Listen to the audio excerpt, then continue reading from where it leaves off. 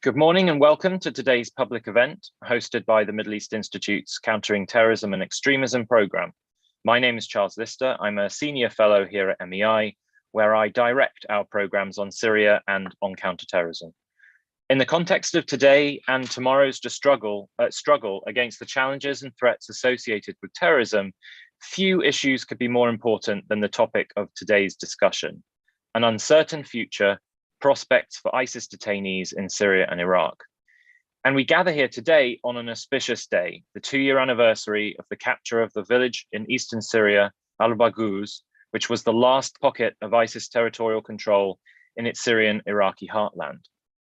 Between the thousands of ISIS fighters currently held in makeshift detention facilities in eastern Syria, and many more in prisons next door in Iraq, and the nearly 100,000 mostly former residents of ISIS's self-declared caliphate, who now reside in vast detention camps in eastern Syria, the territorial defeat dealt to ISIS 2 years ago has left behind a conundrum of mammoth proportions. While the scale of the challenge is arguably unprecedented, the fact that we face it today isn't a surprise, and it shouldn't have been. For anyone monitoring the fight against ISIS that began in earnest in 2014, we knew full well that we would face such a scenario when ISIS ran out of ground to hold. In truth, this is an issue that presents policymakers with extraordinarily difficult questions and almost impossible answers, which explains why no plans were put into place to preempt the crises we face today, and no meaningful decisions have been taken to deal with them since. Rather than repatriate and prosecute, almost all Western governments have refused to bring their citizens home, and some have revoked citizenship to seal that decision. Meanwhile, humanitarian conditions in the camps are deteriorating markedly, and incidents of violence and murder are rising so significantly that some international NGOs are suspending service provision altogether. And yet the reality is plain and simple. This issue cannot simply be pushed aside and ignored.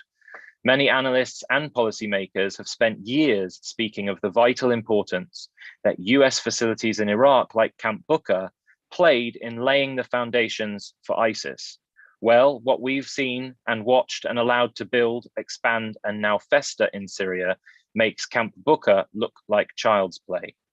To discuss the issue from all of its associated angles, I'm thrilled to welcome 4 esteemed panelists whose respective knowledge and experience on this and related issues could not be more valuable. First off, we have Mick Mulroy, a non-resident fellow and co-director of the Yemen Steering Initiative, both here at MEI, and co-founder of the Lobo Institute, a private firm consulting, advising, and teaching on current and future conflicts. Mick was previously the US Deputy Assistant Secretary of Defense for Middle East, and before was also a retired CIA paramilitary operations officer and a US Marine. He is also a member of the board of directors for Grassroots Reconciliation Group, a nonprofit that helps rehabilitate child soldiers. Then we have Eric Ulrich, a non-resident senior fellow for technology and national security here at MEI, and co-founder alongside Mick of the Lobo Institute. Eric is a retired 20-year US Navy SEAL officer, where he ended his career as a commanding officer in the Naval Special Warfare Development Group, more commonly known as SEAL Team 6. In that position, Eric was responsible for the research and development of technology and tactics for Navy SEALs across the Pacific, Africa, and the Middle East. Like Mick, Eric is also a member of the board of directors for Grassroots Reconciliation Group. Next up, we have Vera Mironova, a non-resident scholar at MEI's Countering Terrorism and Extremism program and a research fellow at Harvard University. Vera's award-winning book, From Freedom Fighter to Jihadist, involved interviewing hundreds of Al-Qaeda and ISIS fighters and an embed with Iraqi special forces during the battle for Mosul. And then finally, we have Sarah Kayali, the Syria researcher at Human Rights Watch's Middle East and North Africa division, where she focuses on investigating human rights and violations of international humanitarian law across Syria. In terms of format today, we'll be kicking off with some relatively brief opening remarks by each of our 4 panelists, followed by a conversation moderated by myself, and then roughly half an hour of Q&A. For those of you tuning into today's event via Zoom, you can send questions to me at any time during the event. And for those live streaming on the MEI website or on YouTube, you can email questions to events@mei.edu. And I'll be keeping across questions as they come in, and I'll be doing my best to work in as many of them as possible into the event. So without further ado, let me first pass over to Mick and Eric. Well, thanks, Charles, and I'd like to thank everybody on the panel. I look forward to hearing all about their papers, and I expect to learn quite a bit. And thanks for everybody that's tuning in to watch this discussion on a really important topic. I'd like to start by saying, I already mentioned some of my background. So I've seen this from an operational point of view. I've seen it from a policy point of view. And a long, long time ago, I actually was a prosecutor. So I understand the issues on multiple different levels. At least I think I do, at least enough to discuss it. So I'd like to start broad, and then we'll get down to the nitty gritty of the current crisis in these prisons and in these IDP camps. I think overall for Syria, the international community has failed the people. That with entirely inconsistent policies, with not being forceful enough on the Assad regime, with not being forceful enough on those that support them, like Russia. And the United States has been one of those inconsistent voices there. One of the things that I think the international community did right was, as you said, the Defeat ISIS campaign. So we had a very significant and capable partner in the SDF. And as you said, it managed to liberate millions of people from the so-called caliphate. And I don't want to just blow past that, because that is important and it was a success. But as Charlie Wilson said in Charlie Wilson's War, we messed up the end game.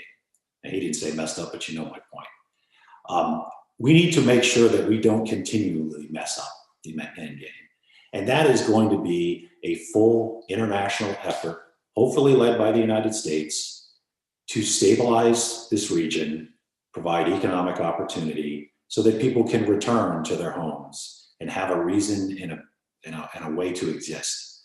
So I like to start with that. I've talked quite a bit recently about the new plans that I'm hearing out of US aid, particularly Administrator Powers. And I think that's great. So I think there is things to highlight that are positive.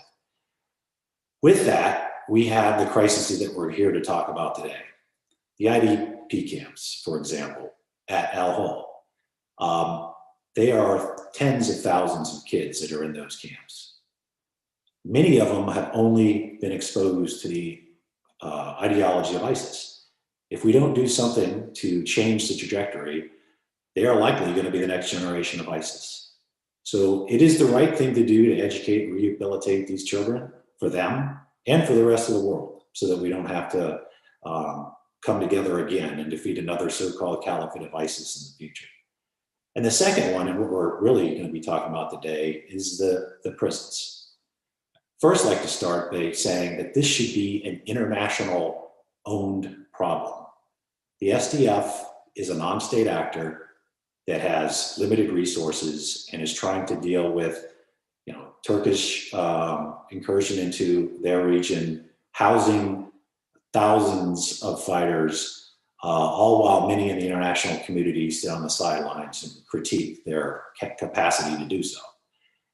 That's not the answer. The answer is for the international community to own it, and by what I mean own it is pay for it and come up with an acceptable process to go through those that are in these camps, segregate the ones that perhaps are rehabilitatable, segregates the ones that have done significant crimes for further prosecution, and come up with a plan that addresses all the issues that we're going to talk about today.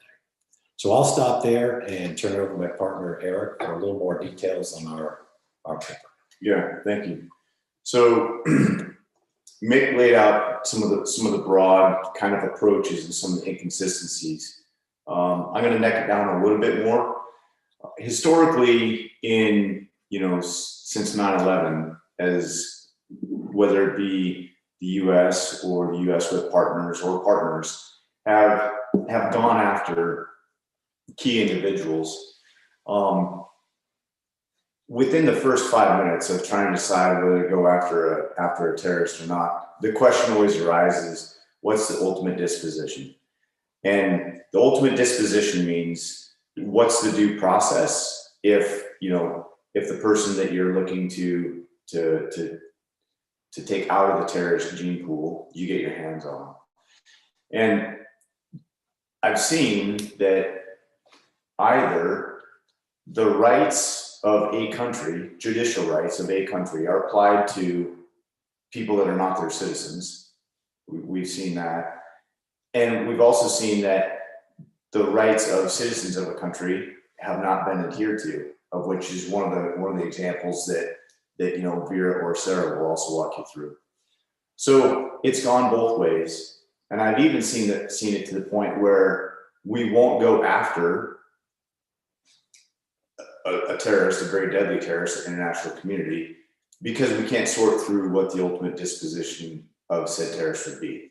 So it's quite clearly a topic that doesn't have a clear defining problem, a process, and an end state to it. So with that, that's really what made Mick and I decide to turn and look at this current situation with these detained ISIS fighters. And, you know, 80,000 women and kids held in these detainment camps. 43,000 of those are kids. There's a couple thousand ISIS foreign fighters in the detention centers alone, and they have no due process. And the lack of any sort of due process by the international community only reinforces that whole mantra of being abandoned by the international community. So it's almost forcing them, the only hope that they have is to stay allied to ISIS, which then will create, as Mick laid out, another generational problem for our kids to deal with. So when we did our analysis, we looked at 3 ways to go at the problem. Repatriation for the hardened ISIS fighters, which comes with all sorts of headaches, whether it be resources, whether it be bringing in attacks into your own country, whether it be not enough evidentiary material to actually prosecute them. We looked at the local court system, processing where they are, and Vera is much more knowledgeable on that than we are. And then we looked at a hybrid solution. And, you know, after all of it, our recommendation came down to a hybrid solution, but that involves screening, that involves re-education, and it also involves an off-ramp process for them. And all of that, to Mick's point, would only be successful in a multinational approach, because it is a huge lift. But anyway, that's what you'll kind of find laid out in our paper. That's what we found through our research. And with that, you know, I'll turn it back over to you, Charles, or down to Vera or Sarah. Thank you for your time. Brilliant. Mick, Eric, thank you so much for those opening comments. I think we're going to turn to Sarah next. Thank you. Can you hear me okay? Yes, perfect. So we at Human Rights Watch have actually been monitoring this issue since as far back as 2017. We've visited the camps in northeast Syria several times, both Rouge and Al Hol, and we've actually managed to also visit detention facilities where some of these suspects are held. We've also maintained contact with detainees, with the authorities, and with humanitarians. And what we've seen over the past even 2 years, let's say, since the fall of Baghouz, has been cause for concern for Human Rights Watch and for other organizations. The humanitarian and security situation in these areas is deteriorating heavily. You have 43,000 foreign women, men, and children, non-Iraqi, non-Syrian, who are trapped inside these camps and inside these prisons in conditions that in some cases amount to inhumane or degrading treatment. And unfortunately, most of these countries have really turned a blind eye to this issue, hoping in a sort of political vacuum that it will disappear. This has had significant consequences, not only for the local authorities that are struggling in terms of improving conditions, struggling in terms of improving the security situation, but have also led to significant re-radicalization within the camps that we've seen, as evidenced by the increased number of security incidents that we've witnessed. So for example, in January and February of 2021 alone, 29 individuals have died in these camps, most of them because of killings by other members of the camps who are subscribed to the ISIS ideology. And we still haven't seen a sort of formulated policy or solution at the global level. Part of the problem is how this really translates into worsening humanitarian conditions in the camps and prisons. And Human Rights Watch has documented severe overcrowding, lack of sanitation, overflowing toilets, the inability to provide education to many of the 27,000 children that are still in these camps, foreign children, so non-Syrian and non-Iraqis.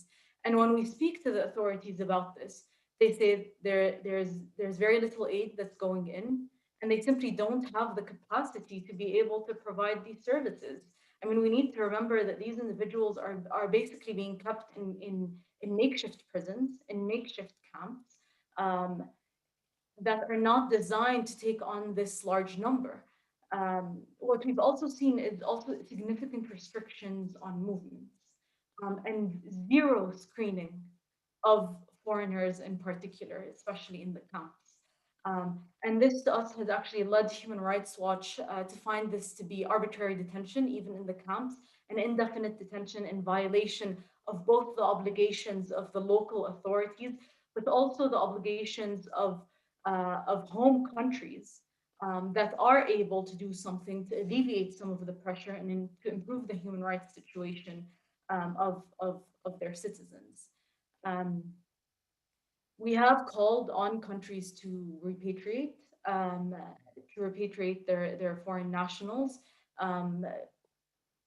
particularly where the situation in the home country will actually improve the due process prospect for foreigners. But we've also called on them. To provide support to the camps and to the prisons in order to ensure that there are due process guarantees to screen these individuals and to release them actually immediately if they haven't been charged with a crime. Very little. The number of countries that have actually responded to this call, around 25 out of 60 countries, and even then they've only gotten a handful of people out, most of them children, and not the women. And our anticipation is that the situation will continue to deteriorate unless there's a serious solution to this problem. I'll probably stop there and turn it over to Vera. Thank you. Great, thank you so much, Sarah. And we'll pass over now to Vera. Thank you. Just one thing, if I may add to what Sarah said, is that, of course, conditions in a camp are really bad.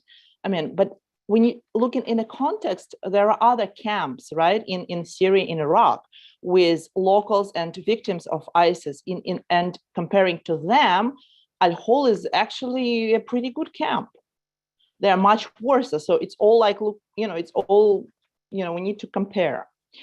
But it doesn't mean that those people should not be repatriated. Of course, they have to be repatriated home and be prosecuted there, because it's enough trouble to Iraq and Kurds in Syria to fight and die fighting, those guys that now they have to guard them and feed them, right? It's not fair even from that point of view. Not to say, as Eric and Mike said, it's dangerous in the long term, because, let's say example of Buka. But my question is, okay, we're lobbying for, we're trying to persuade governments to take those people home, but for prosecution. My question is to countries that took their ISIS members home and did nothing to prosecute them. And here I could give you an example of countries that actually took the biggest number. Everyone looks at UK that, stripped citizenship from one girl, which is, still wrong. But it's UK. How many people do they have? Okay, like I don't know number, but let's say 20 top, 30, okay, 60. Kazakhstan took 600 people. Uzbekistan, I think they flew 3 times to collect their people from Iraq, kids, and from Syria, and they still have their members in this camp. Russia, Tajikistan, we're talking about 1,000. That's a big issue. And but at the same time, those people, those countries that took their citizens back home, they failed to prosecute them. And sometimes they failed absolutely. They have no intention to do so. Uzbekistan did not imprison, I think, even one woman, although we know absolutely for sure that some of them were fighting. They were members of female Aisha Nusayba brigades. They are not hiding it. They were not prosecuted. In case of Kazakhstan, we know that there are some women whose household were holding slaves. Because, I interview males from this Kazakh Katiba, and they told me that, right? So my question is, were they, okay, not prosecuted, were those things even investigated? No, they were not. They're not in prison. So when I raised this question, why those people are not in prison, I got a very great answer. Because we could not put mothers in prison because they need to be close to their kids. Isn't it cute? Well, it is very cute indeed, but camps do not radicalize kids. Their mothers do. And we couldn't say that their camp radicalized those kids. Come on, they were in ISIS. They joined ISIS as an organization. Of course, their mothers, are part of that. So right now, what we do, we bring those people back home. We do not prosecute them. Sometimes they get free medical care. They got sometimes free housing, no, all the time free medical care. Sometimes they get free housing. Most of the time they get some kind of money to start their whatever business, that often they just don't start and just take money and leave. And they're not prosecuted because they need to be closer to their kids, which I'm not sure, it works because they kind of radicalize them further. And those countries, for example, are not only dealing with the repatriation from Syria and Iraq, at the same time, those countries are dealing with repatriation from Afghanistan. They are old foreign fighters who joined Taliban, God knows when. So there, we're talking about the crucial mass of kind of ISIS Taliban affiliated returnees that are maybe close to 1,000. And those countries, for example, are bordering more or less Afghanistan itself. So I would be very carefully watching what happens with those people after they returned. Because some of them, personal example, I just interviewed a woman, a Chechen woman with German citizenship, returned to Germany from Iraq. The only person who was returned to Iraq, and openly, she's kind of blaming US for killing her kids and Germany for not looking for them. I'm like, seriously, you made it all the way from Germany to Mosul, and now US and Germany are guilty and you're sitting in Germany. They're not hiding their true opinions. Why? Because they know they're not going to be prosecuted. That's why those females are now extremely involved with fundraising for ISIS, and not only for smuggling females out, they're fundraising for supporting of their brothers fighting in Badia, or their brothers in hiding in other countries because they couldn't work, they don't have documents. And they are right now the backbone of the organization because they are controlling on all the financial resources of the group.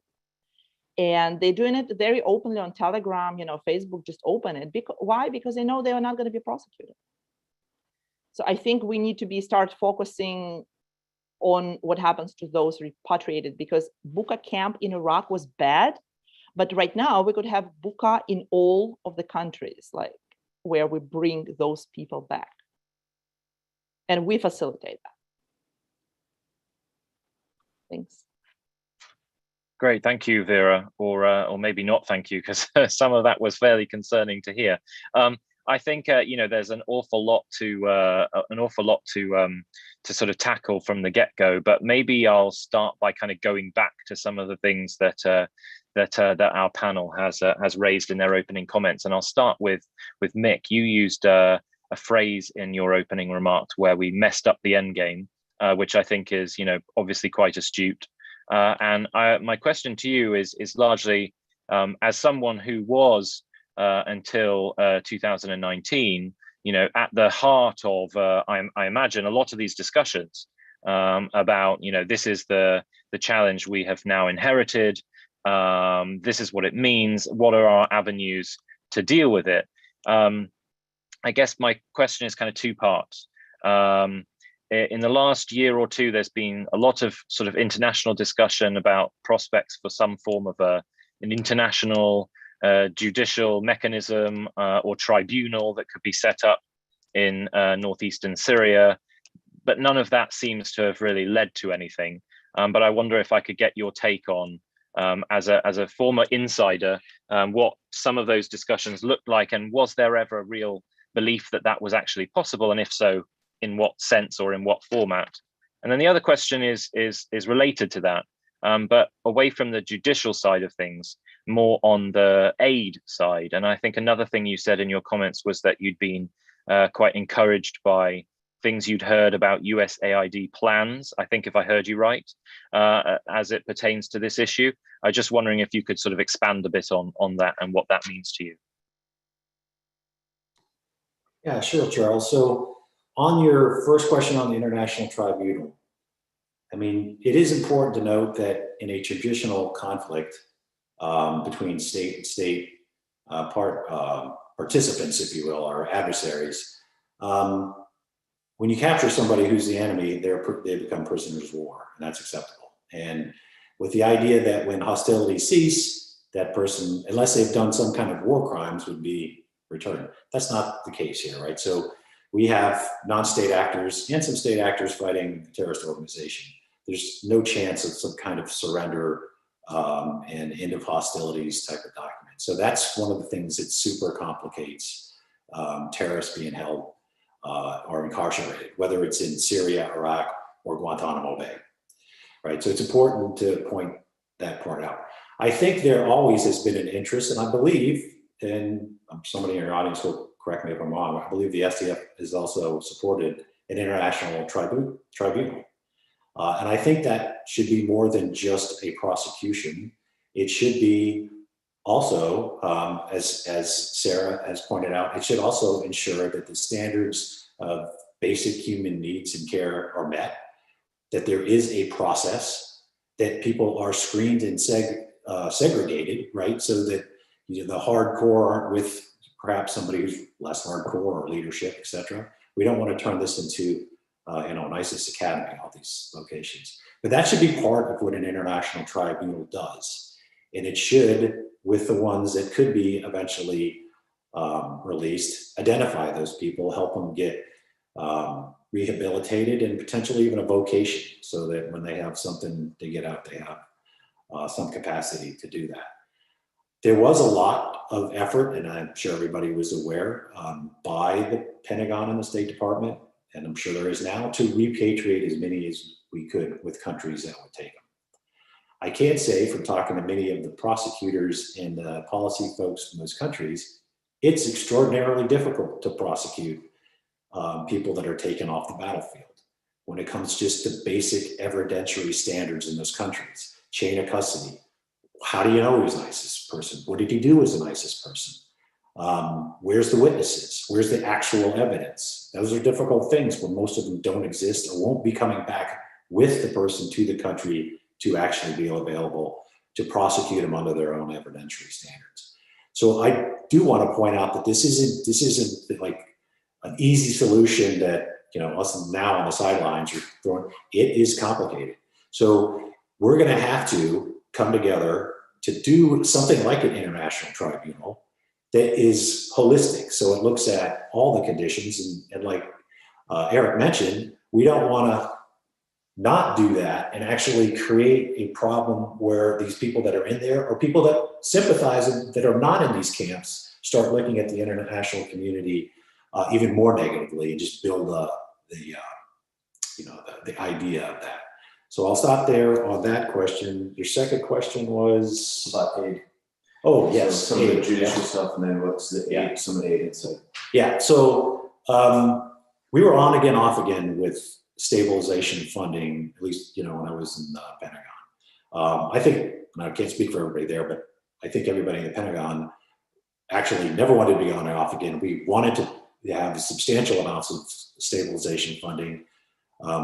One, because it's the right thing to do for the people who live there, and we had a very active Start Forward team, as many of your our audience would know, but also because we're there. We have a very small contingent of Americans. We did what Eric and I call the tactical advantage approach. So small American presence of enablers that work with a partner force. I emphasize small. It helps when you're actually doing things to help the population. If you're going to be, when it comes to your own security and your purpose for sticking around after the actual physical caliphate is defeated. So I think it's imperative for the international community when it comes to repatriating people. We all know there's significant refugee issues in all the surrounding countries, for the people that live there and for the continued presence, not just in the United States, but all the other international partners that are on the ground and the NGOs. So I think there's a real need to have a comprehensive plan to do that, so that donating countries feel like they're donating to something.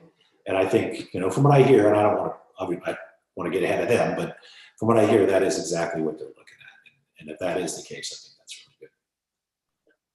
Great, Mick. Thank you. Thank you so much. I'll move across to Eric next and ask you, I guess, a somewhat difficult question, which is, another one of the phrases you mentioned in your opening remarks was that our actions sort of thus far collectively as the quote unquote West has been to sort of exacerbate, I think you called it the mantra of being abandoned.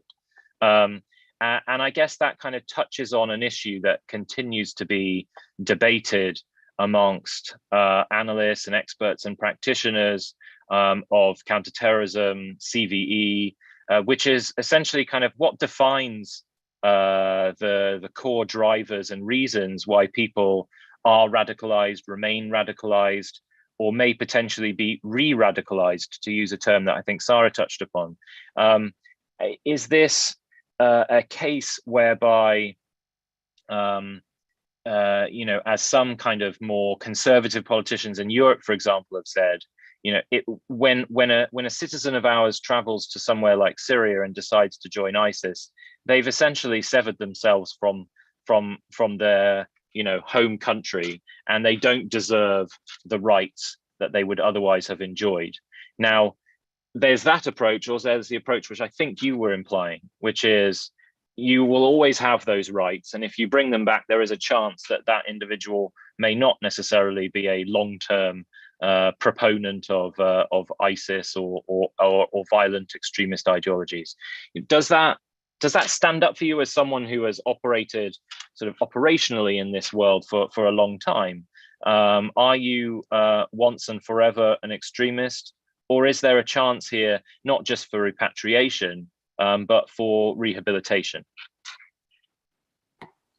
So great question. I'm not sure who asked it, but it's absolutely, I think it gets to the heart of being able to kind of separate the true hardcore from those that have come and experienced it a bit, and that would, given all things, probably be more willing to return back into society as a productive member within a society, and not as an extremist.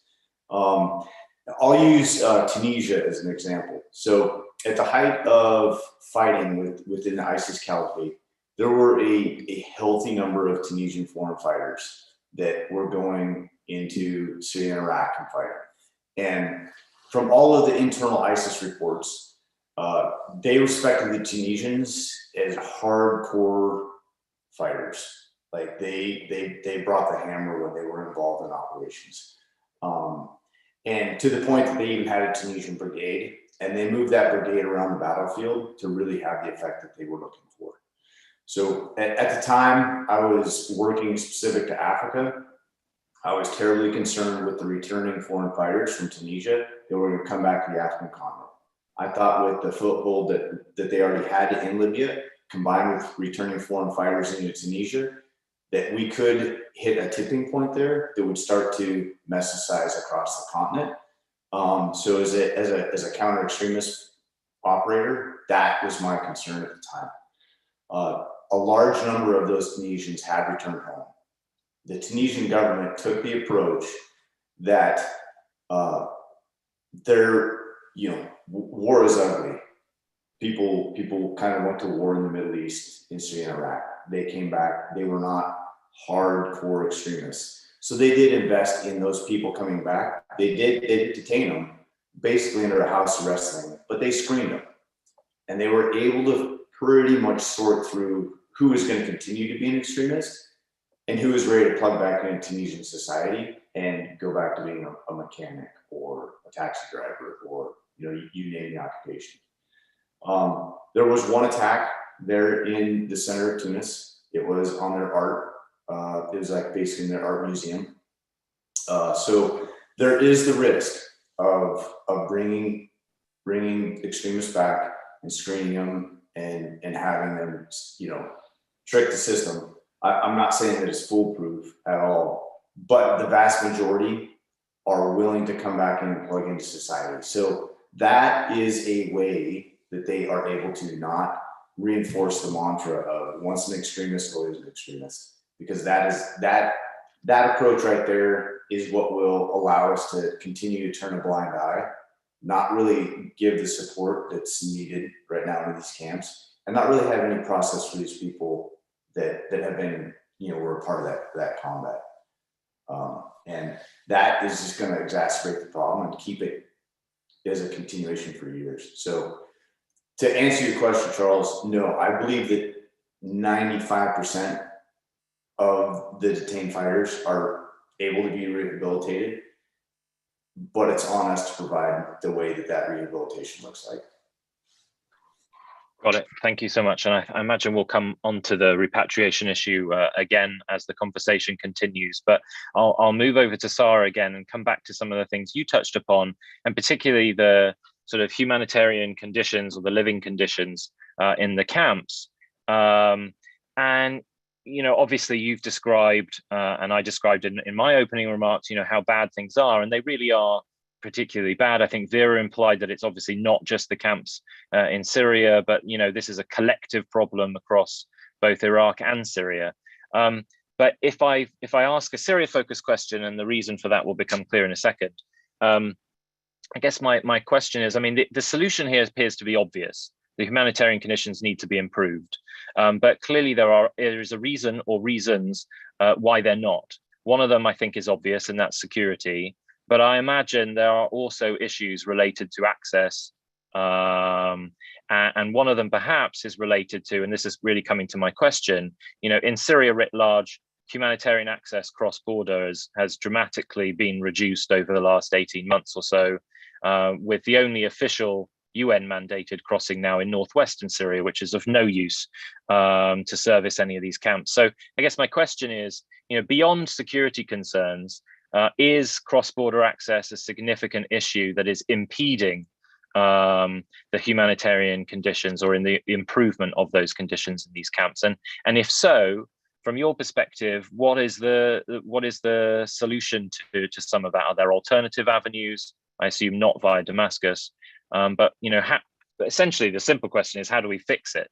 And through that, what are the obstacles that you're aware of? Yeah, absolutely.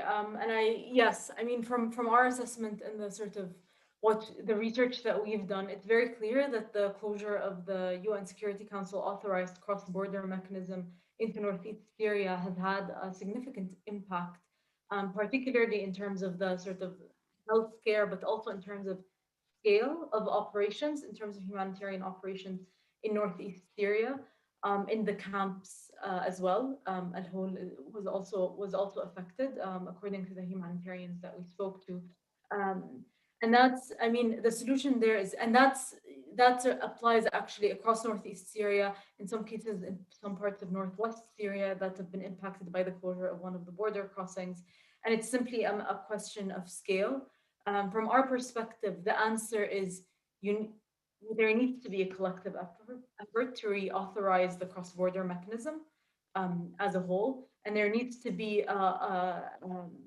a greater push in terms of improving cross-line through Damascus, although that again, according to humanitarians, will never cover the gap in terms of reach, but it has to be done. And that's on the question of cross-border and humanitarian access, which continues to really be problematic across the Northeast. But you also have Turkey and the Turkish invasion in October 2019 that has had an impact on the humanitarian situation there, including through the cutting of water supplies relatively frequently to Al-Hasake and to Al-Hol camp in particular. And then the third one is actually, it's very simple, but it's a bit counterintuitive. It's an issue of scale. The number of individuals in these camps, the number of individuals in these prisons, simply the humanitarian operation there cannot keep up. And it's partially a question of funding, but also partially a question of overcrowding. More humans than the system can actually bear. And I think that's also a very valid, pragmatic reason for why repatriations will actually also relieve some of the pressure on the Syrians and some of the Iraqis who have nowhere else to go. Got it, Sarah. Thank you so much. And then to square the circle, so to speak, we'll come back to Vera. And I wanted to ask you, Vera, about something you've written about on MEI, I think, before in a previous article, which I guess sort of suggested that to an extent there were some women, or have been some women within the camps, who have, for their own sort of reasons of personal security, faked their continued allegiance to ISIS in order to remain safe, in order to secure the little food and supplies that they can within the camps. And so my question, I guess, is again kind of two-parted. To what extent is that a reality across the camps? Is this a minor issue? Does your research and interviews suggest it's much more widespread? And how does that, the second part of the question, how does that tie together with your comment in your opening remarks that women have become the backbone of ISIS in this particular region? It's a good question. Thank you. Women still fake their allegiance to ISIS. Not their allegiance, they are ISIS members by all definitions of law, right? I mean, they went to ISIS, but do they still believe in the ideology and think that Baghdadi or whatever the new guy is their Khalif?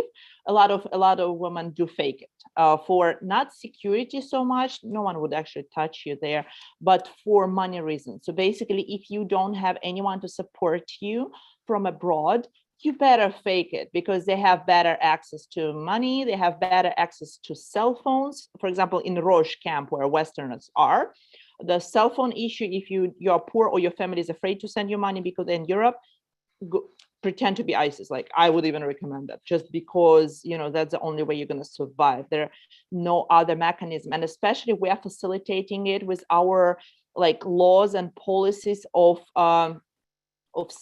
parents supporting their women, their daughters back in a camp. In many countries, it's prosecutable, and they do prosecute those parents who send money. So they don't have money, and they have to pretend to be ISIS to get to the ISIS network, because ISIS doesn't care at all about our laws and regulations, right? It's just poor female somewhere, poor granny somewhere in UK does. So yeah, in that case, unfortunately, we are facilitating. Some countries, they still have this law, but they openly told grandparents, they were like, we know you're sending money, just notify us that you sent how much. We're not going to touch you, we just need to know. So they're sending it. In that case, yeah, that's true, but still there is still a very hardcore group of people who are raising money very effectively to be smuggled, to smuggle others out. And now they are also openly raising money to pay bribes for males in prisons. So you see a correlation where we have many foreign fighters to start with.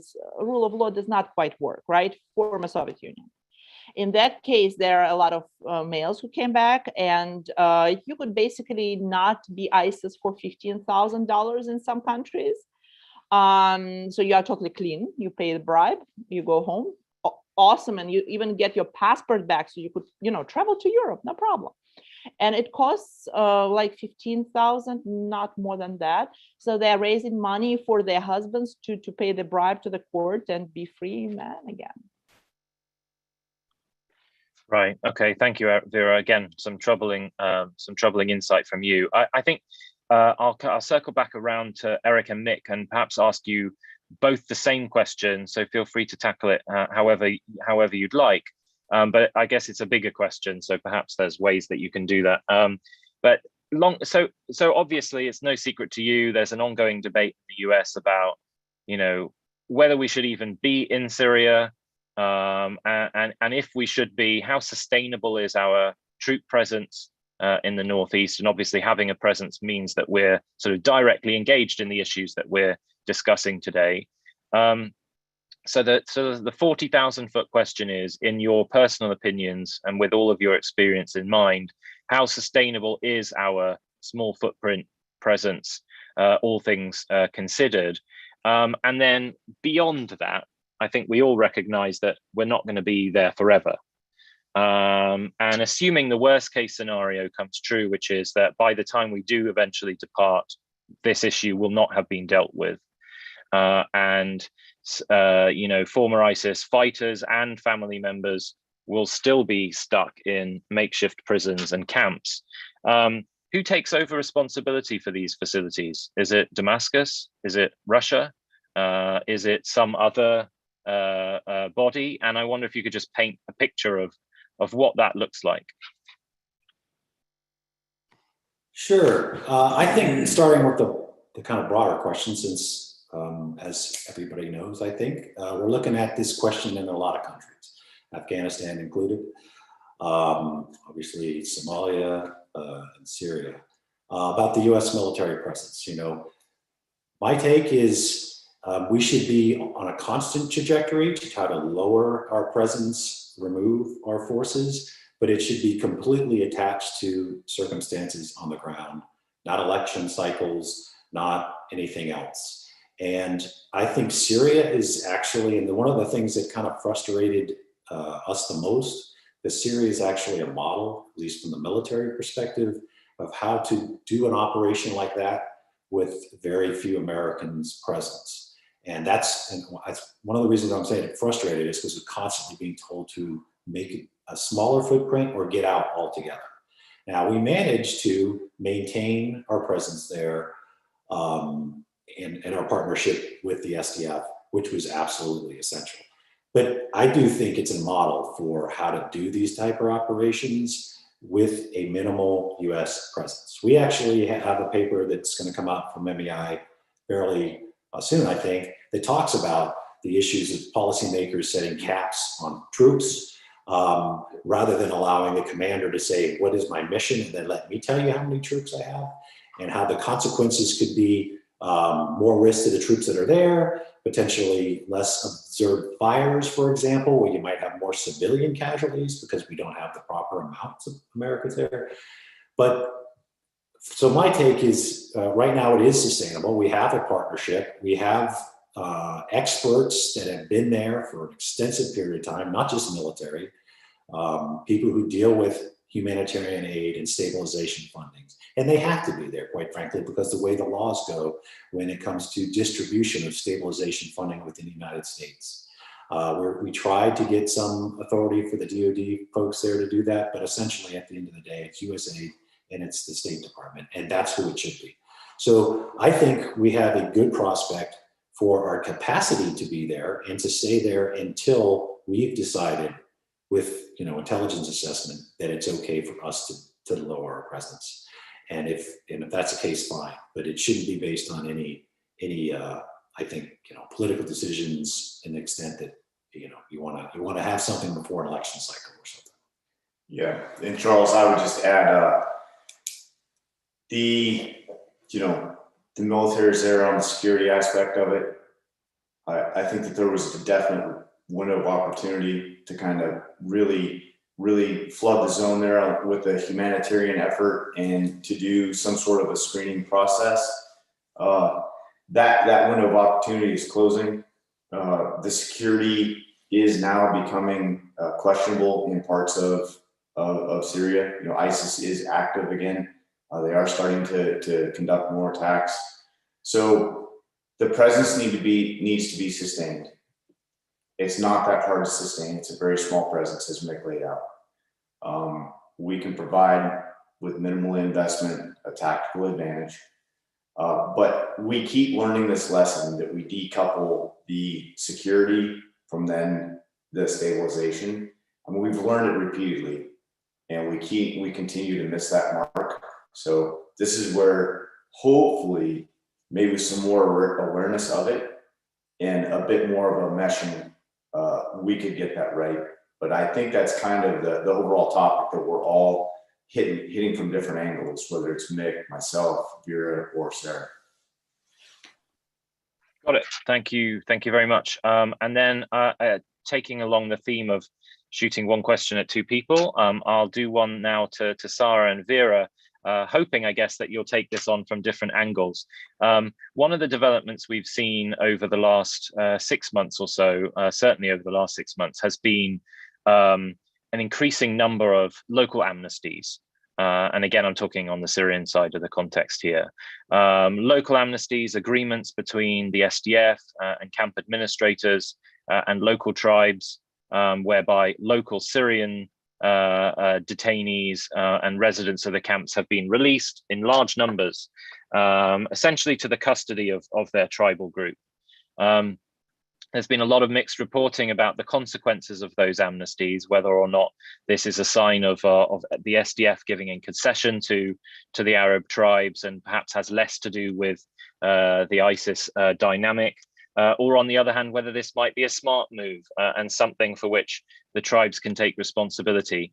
But I wonder if I could ask you both to give your take on that strategy for dealing with the local element of this issue, and perhaps we'll start with Sarah, and then we'll go to Vera after that. Yeah, so this has been an interesting development, particularly because in the last few months, they've also started releasing Syrians from Al-Hol camp without necessarily requiring tribal sponsorship, which has also, and I think the reason that you find mixed readings of it is because indeed there are mixed results. In some cases, this has been very successful. Families have successfully reintegrated, been able to connect with relatives, have been able to do quite a lot of what ideally you would want once they're released from the camps. In other cases, we've seen rejection from the communities themselves when they've attempted to return, specific security risks to these individuals, and that's just sort of it really is on a case-by-case basis. Overall, from Human Rights Watch's perspective, I think there are sort of two considerations within the policy. You can't really force people to leave the camps if they don't want to.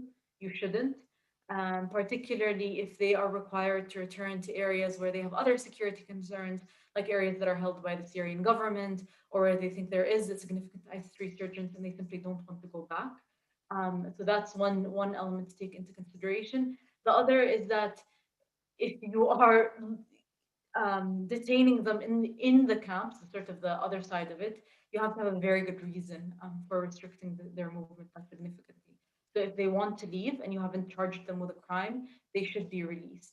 And sort of for us, so long as those two principles are maintained, then this policy is not a negative thing. It can be a positive thing, with the caveat that the consequences of it as it plays out in the host communities that are receiving them should be carefully monitored. Got it. Thanks, Sarah. And Vera?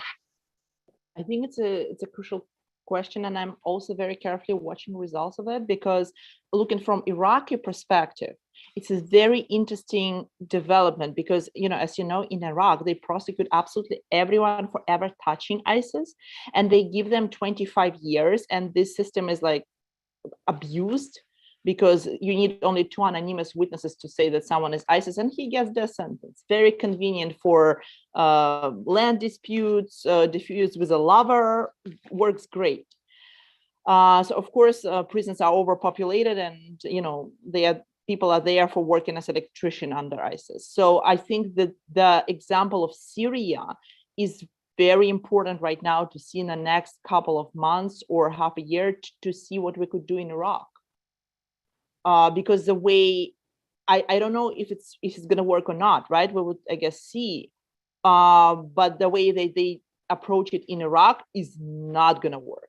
That's absolutely totally clear, because right now every Sunni male in Mosul is terrified that his neighbor or cousin or girlfriend is going to accuse him of being ISIS and he's dead. So after torture, of course. So in that case, he's just much better to go into insurgency just before. It's bigger chances of survival. So I think this experience would be crucial for the whole region, and we're going to apply it, hopefully, to other countries. Great, Vera, thank you so much. So all eyes on that process. As we're approaching the hour mark, I know we've got lots of questions from the audience, so I'll start by going through some of those.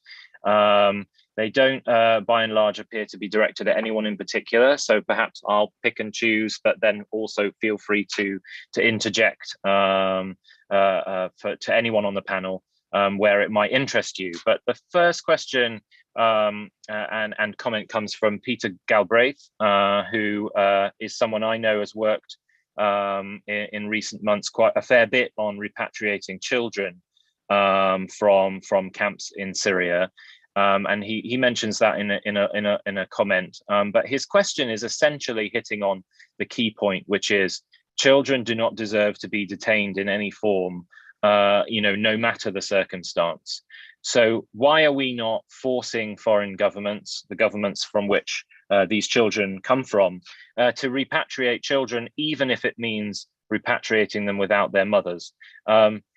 Which obviously touches on a number of key legal and ethical concerns. So why don't I throw that to Human Rights Watch first, to you, Sarah, and then to anyone else who'd like to comment on it afterwards. Fun and difficult policy question. So the sort of the simple answer, the formal answer, right, is that you're not supposed to be separating children from their mothers under international law, unless it's in the best interest of the child, and that has to be determined on a case-by-case basis. Where this has happened, we've seen they're either orphans who've been returned or where their mothers have provided consent, as in the case of the Canadian girl who was repatriated, I think, by himself.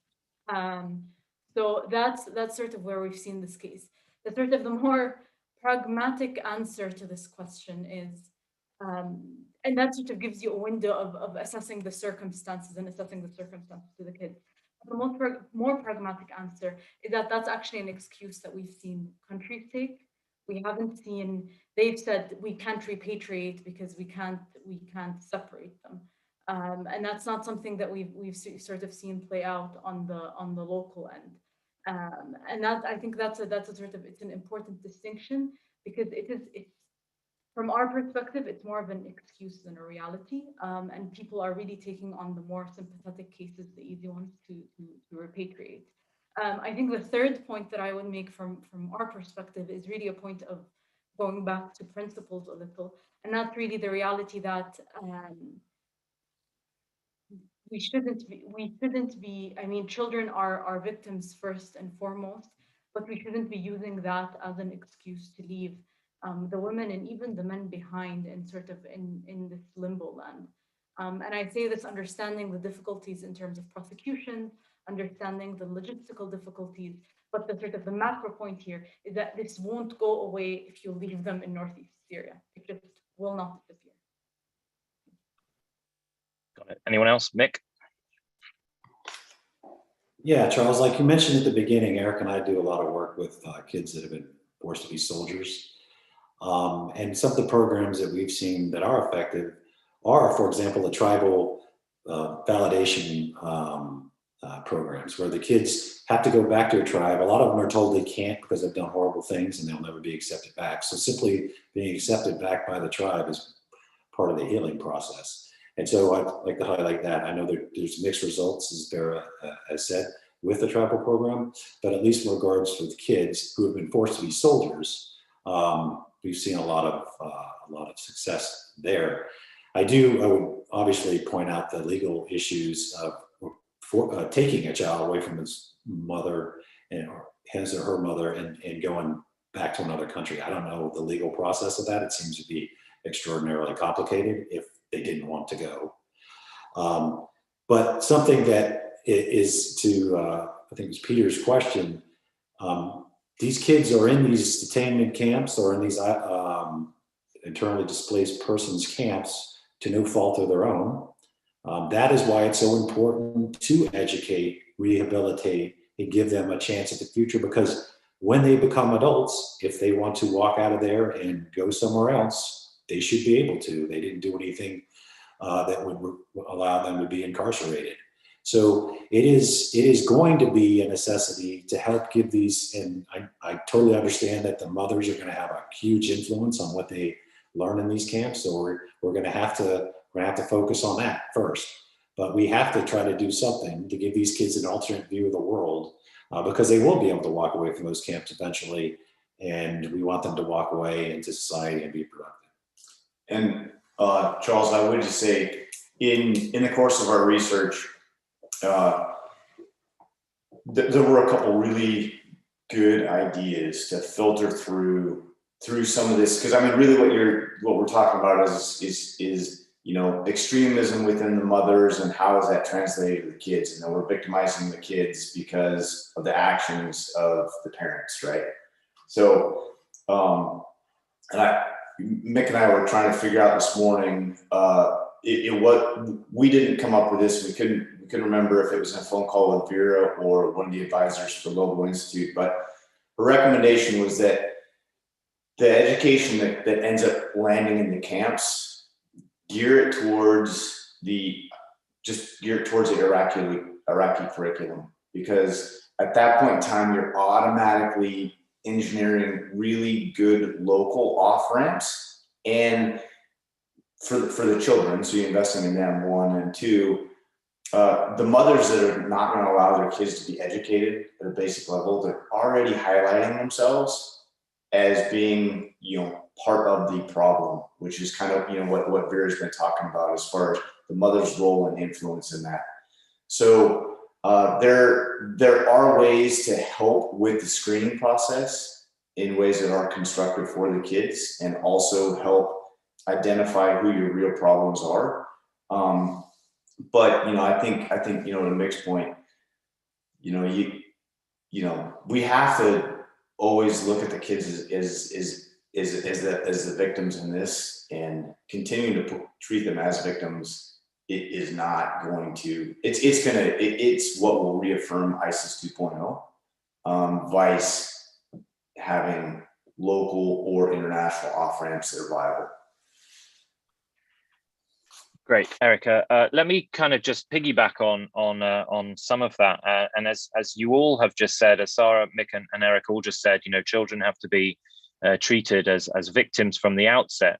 I mean, I guess if I was to be a kind of devil's advocate, I would say, well, how about cases in 2013 and 14 of people who in Western conceptions of law would have been considered kids, who decided to travel to Syria and Iraq in order to join ISIS, and who have since been essentially treated as if that initial decision made them an adult, and therefore either they should be prosecuted or left and abandoned, or have their citizenship revoked in Syria and Iraq. So I see that there's a sort of troubling contradiction here, in that, I agree, and I think most Western governments would all agree that children are principally victims here. And yet, as I say, when it comes to, the kind of counter, and we rewind 6 or 7 years, we're using an exactly different argument. And obviously the most famous case of this has been Shamima Begum, whose citizenship was revoked. She's now, as I believe, citizenless, stateless. And I think that raises troubling questions too. So that's a general question to any four of you who might want to comment. on how we raise or stress or emphasize that contradiction, and whether there's necessarily a solution to it going forward when we may or may not face a similar situation again in the future. Vera, I think you have your hand up. Thanks. I think it's a very crucial question that different countries solve differently, and we kind of don't know what should be done. But basically, here again, we're getting to the point of separating prosecution from reintegration problems, right? So like you need to be, even if like woman is not following ISIS, let's say, anymore, right? She's totally against it. Well, she has to be prosecuted for the crime she did in the past, right? Because that's a fair way to do it. So the same thing with those kids, right? Often those exact people are the most radical, because they got in there being teenagers, and that's where they basically like developed, which makes them usually the most pro-ISIS radical with fighting experience. But technically they did not do any crime. So I think those are the main victims, even worse than, the kids who were born in ISIS, right? Because at least them we could take out before, but those guys are stuck in this mindset, in this environment for life. And there were a lot of these conflicts, for example, in Iraq with repatriation. So let's say Tajikistan wants to take a girl who is now 17 and she got there when she was 13, because her father brought her there. Well, she's not going to be guilty of any crime, right? But Iraq said no, because she's 17, so she's now being prosecuted as adult, and she got life in prison. So here it's also not only like ethics and ideological question, what are we doing, prosecuting or reintegrating, but also different laws of different countries, and they understand even like when the crime was committed differently. So it's a total, in many countries I work with, this is exactly this point that you raised was one of the main problem places. Vera, thanks. I think Mick, you put your hand up. Yeah, it's obviously a difficult question, but a lot of countries, including the United States, has a process for certifying people that are underage as adults to be able to stand trial. And it has to do with the significance of the crime, the maturity of the person, the comprehensive of what they did. So I think there's no bright light answer. But in the extent that they were a young, or they were almost adult, and then they continued on into adulthood, then their actions should be viewed as such. The other part of that is, for a lot of child soldiers, they're forced to do horrendous things, or they won't be around very much longer. So that's an issue that's troubled the international community when it comes to prosecuting former child soldiers, happening right now from the former deputy of the Lord's Resistance Army, quite frankly. And he was actually convicted. So, and he started as a child and went into his adulthood, and then he became, the number 2 for Joseph Kony. So difficult question, but I think depending on the facts of the individual case, that's going to be your outcome. Got it. Thank you. I'll come on to another or several of the audience questions, which is, I guess, primarily, or at least initially, a question for Mick and Eric. One of them is directed straight at you, which says, I'd like to hear more about how you propose a hybrid due process system and how it would be resourced. And before I let you have a go at that question, we also have some comments from the KRG's representative to the United States, Bayan Rahman, who kind of reminds us that UNITAD has been established in order to gather evidence of ISIS's crimes, which allows for some gathering of evidence, which presumably will empower governments, including governments in the West, to seek to prosecute, wherever possible. And I guess the point she's making is that with systems like that in place, the groundwork has kind of already been done, or is being done, to allow for some of the things that we're discussing. But sort of with that in mind, the questioner would like to hear you expand a bit more on what you described as a hybrid system. So first, hello to my friend Bayan. Haven't seen you in a while, and good to hear your question. I think it's a great thing that they're actively collecting evidence for crimes that individuals may have committed, because it's going to be more and more difficult for countries to say they can't prosecute if the evidence mounts. And they should be a constant assessment based on the evidence collected with prosecutors from the individual countries on their citizens. And if they reach a point where they can prosecute them, they should be forced to take them back, quite frankly. So it doesn't become, and the other point to this is, as these individuals get out, they're going to be going back into the communities that are in Syria and Iraq. And it shouldn't be all their problem. It should be all of our problem. So I think that's important and good news to hear. On the hybrid approach, I mean, essentially what we're trying to do is there needs to be a screening of individuals, as Eric said, so you can differentiate between hardcore leaders, people who have done grotesque human rights crimes, to the young kid, as you mentioned, that might have came and, lasted, very short on the battlefield before he was captured. And he was essentially a foot soldier. They shouldn't be next to each other, quite frankly, if we can avoid it in prisons, because they radicalize or hyper-radicalize each other. After that, we should determine what's the best route for the individual based on their assessment. Some people should probably stay in there forever. Some people should not. And that is the way we're viewing a hybrid approach is an approach that doesn't treat everybody the same, and actually individual circumstances that should be merited. Yeah, I would say that, there's historical perspective for that. I mean, the military tribunals at the end of World War II were not prosecuting every German foot soldier, right? But it absolutely went at the intellectual and the brains behind the atrocities committed. So a very similar approach will help neck down the scale. The ability to screen people will determine if they're going to continue to be an extremist or not.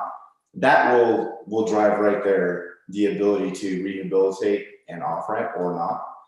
And on the original question on resourcing for the hybrid approach, these are all, for the most part, they're all international organizations. So, I think that Sarah would really be able to lay out, hey, here's the realities with the funding of or the support of.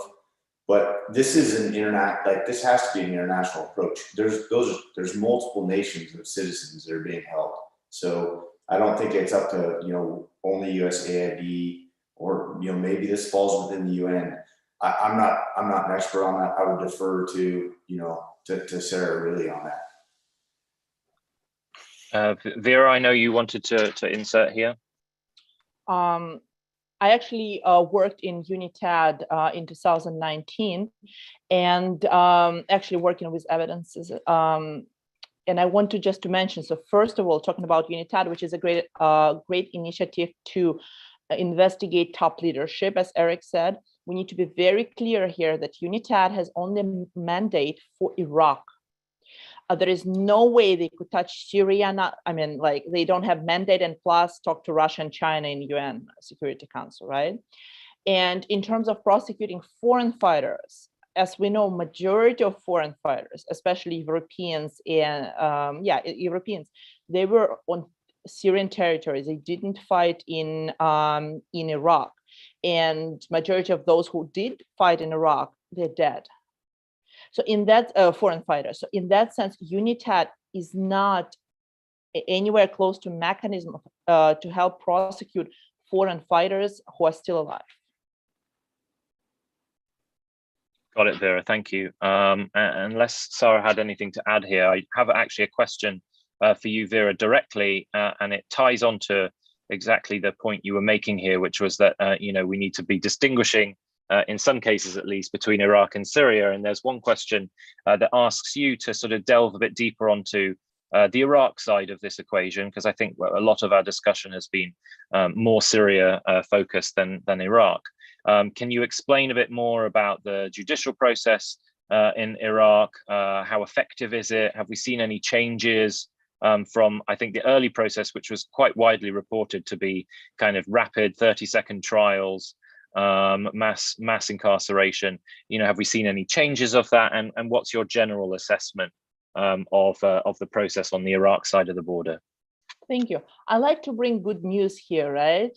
So short answer, nothing changed. We still have the same trials where it's 15 minutes, you get death sentence. It's based on torture.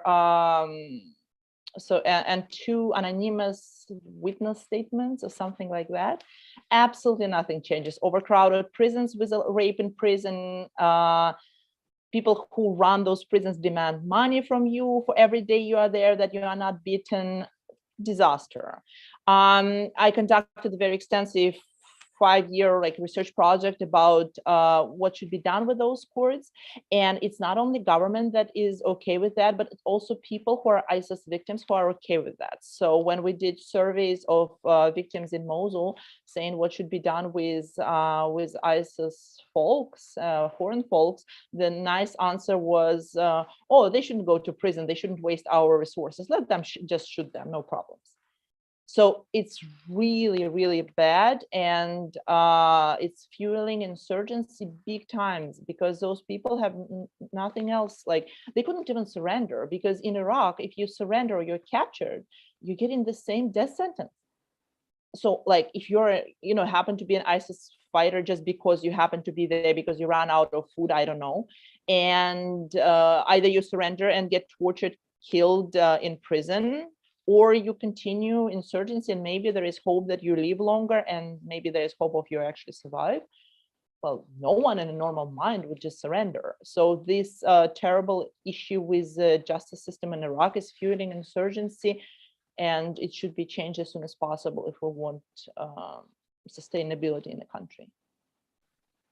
And Sarah, I couldn't help notice you nodding your head. Do you have anything to add to that from Human Rights Watch's perspective?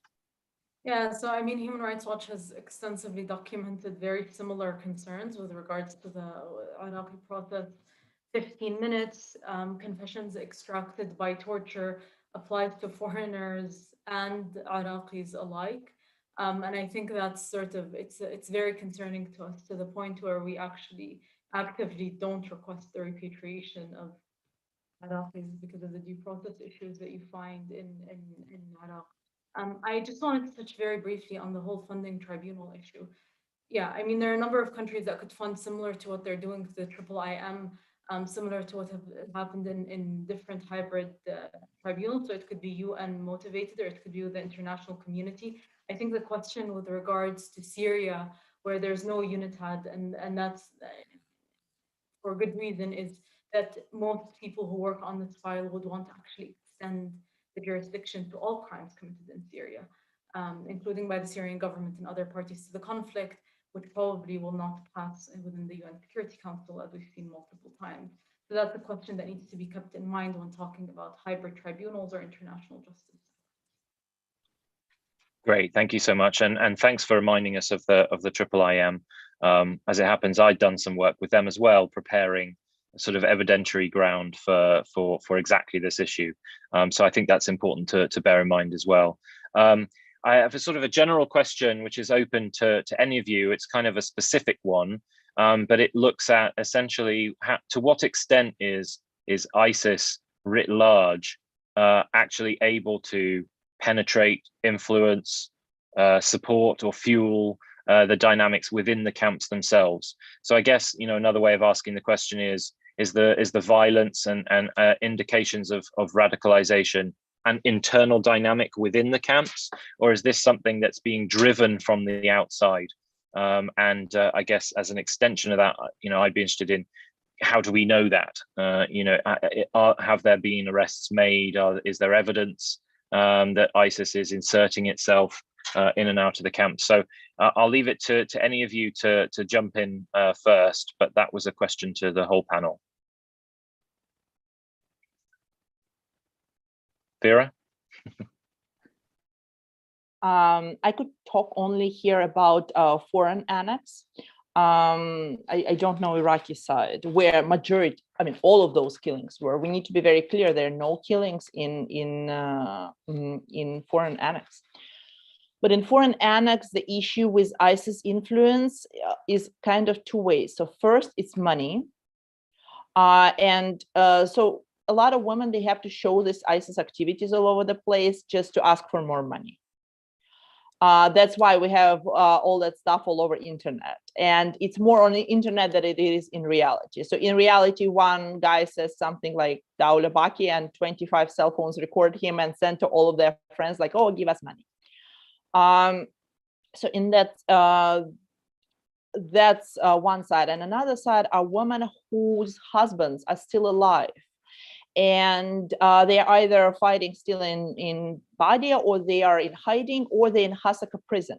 And the Hasaka prison is it became a problem for Al-Hol camp, because somehow magically Hasaka prison for males has cell phones in right now. I think this magic costs $4,000, but I'm not sure right now. In Iraq, that's a price. No, in Iraq it was $2,000. So that really changed dynamic for women whose husbands are there. And right now it's very hard to even understand where not orders, but where opinions come from, because they are in contact with them in Hasaka.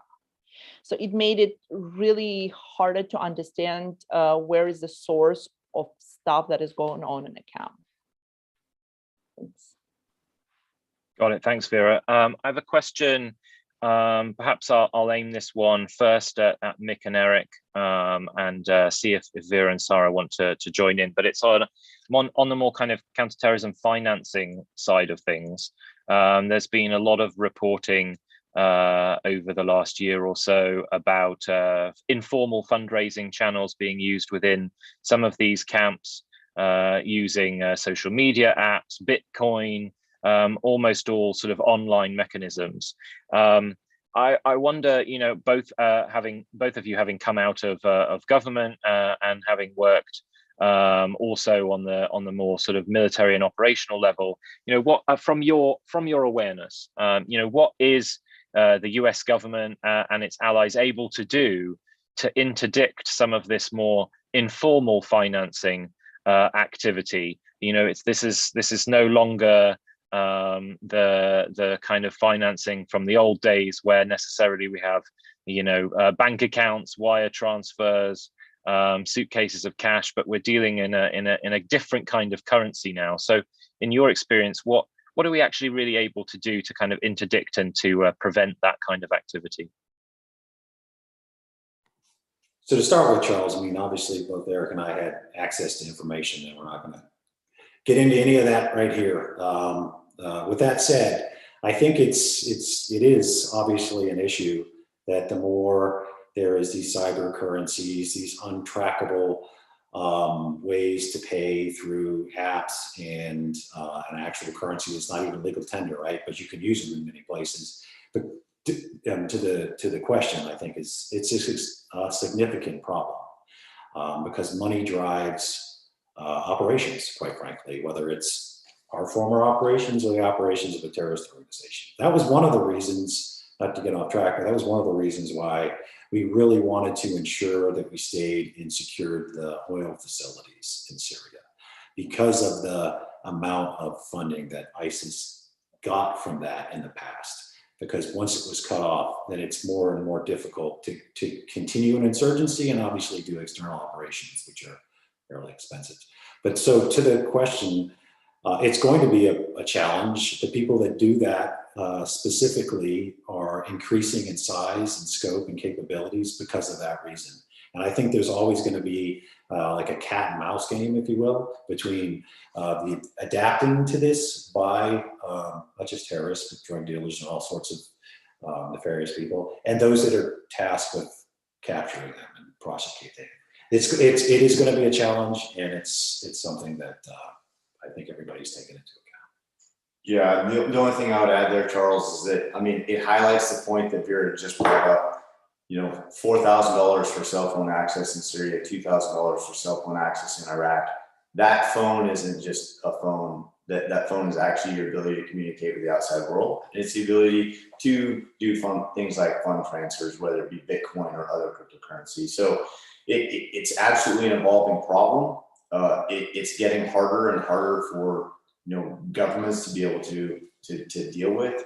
But the reality is that without money or funding in those camps, like those people, it's a death sentence. So their only option is to do the fundraising, to continue to stay with the mantra of I support ISIS, because that is the way they raise funds for organization. They actually keep themselves alive in the camps. So it's kind of a dog chasing its tail, but absolutely an issue. I don't really know what I don't have a good answer, but awareness of the problem is a good start. Got it. Thank you so much. So with 5 minutes left, I thought I'll ask all of you the same question, which would be if we could rewind to, say, 2014, when our campaign against ISIS in Iraq and Syria started. What would be, or if we could go back in a time machine, what would be your sort of lessons learned in terms of being better prepared to deal with the issue that issues that we've discussed today, and how best or better do you think we could have done things, and in what way? I realize that's a tricky question to ask, and I feel bad for asking anyone to take it on first. Well, why don't we go in reverse order, and we'll start with Vera, and then come on to Sarah, and then Mick and Eric. Sure. I would say that the biggest problem I saw that could have been differently, could have played differently into starting 2014 is preparation for prisoners housing and prisons issue in general on Iraqi side. And I'm not talking here, for example, about official prisons that we all know and we talk about their problems, right? There are a lot of people missing that kind of made it out of Mosul, but never appeared in any lists of people in prison in Baghdad, right? So I'm a little concerned, and first of all, I'm concerned where they would appear next, because they could be used by any government, but you know it could have been solved very fast. Why, when in 2017 I was with Iraq Special Operation Forces on West Mosul, and people started coming out in mass from Old City, it was like, oh my God, like how did that happen? I mean, guys, like you didn't expect that you would have prisoners you need to check and house and feed? Like seriously? We're fighting wars, you know, every year here. So I think governments and coalition was not prepared. They didn't think like far enough to think about problem of prisoners when they should have done so. Got it. Thanks, Vera. Sarah? I'm pretty much in agreement. I mean, when Baghuz happened, and even before then, when we saw the large number of displaced persons, we saw the large number of ISIS suspects being detained. The idea that there was no solution in terms of screening, in terms of prosecutions, and that it would take this long with the question mark of what happens to the foreigners, I think is really one angle that the coalition itself in particular should have thought about, both on an individual and a collective basis, because a lot more could have been done very early on to sort of prep the scene for it in terms of the legal framework, in terms of the resources, and they've caught up relatively quickly. But I think in terms of the fundamental answer of what do we do with these people, I think we're stuck and we're running against time. Thanks, Sarah. And Eric and Mick?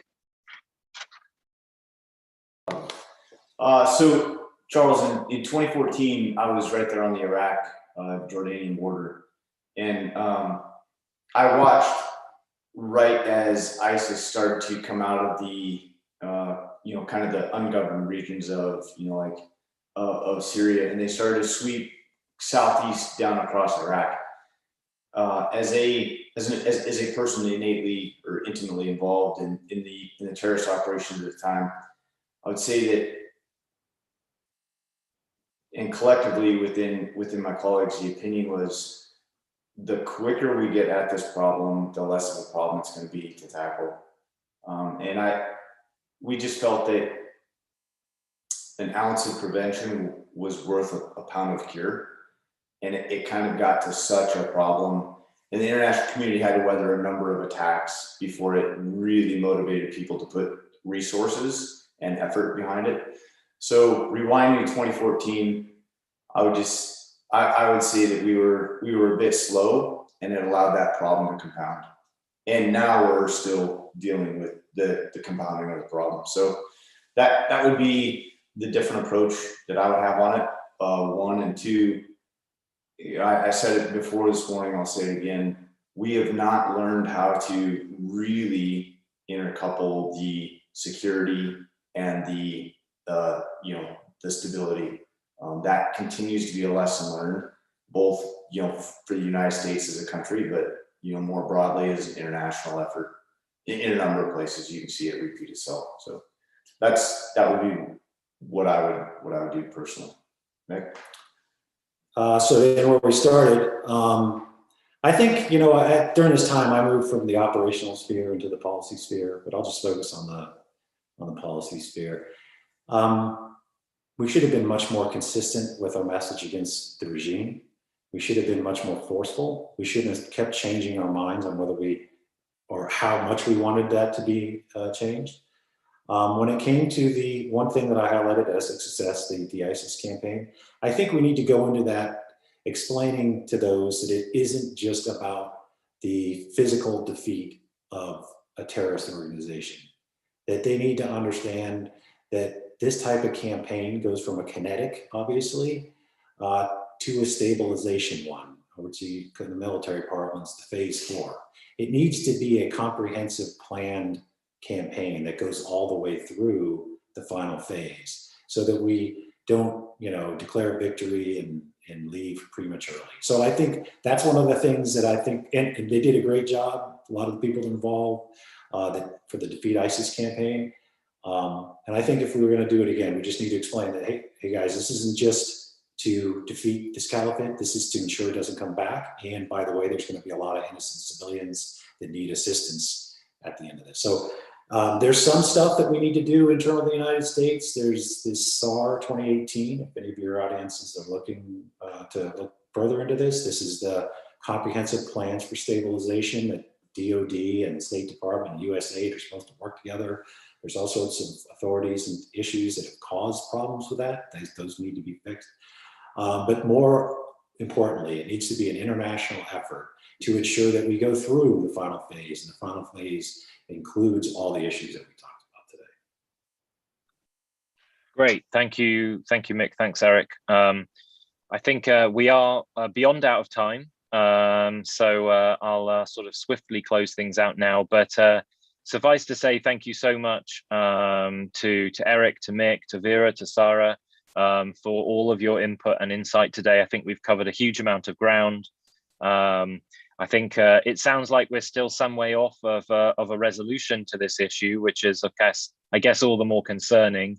But certainly interesting to hear the sort of lessons learned and how things could have been done differently if we did have that time machine. But I think it's almost certain that we'll face a similar challenge in the future. So certainly I hope that the right people are learning the right lessons going forward, and hopefully the issues we've discussed today will be resolved one way or the other. But for the time being, thank you so much again to the four of you as panelists. Thank you very much to our audience, and I look forward to welcome you back to an MEI event sometime soon. Thank you so much.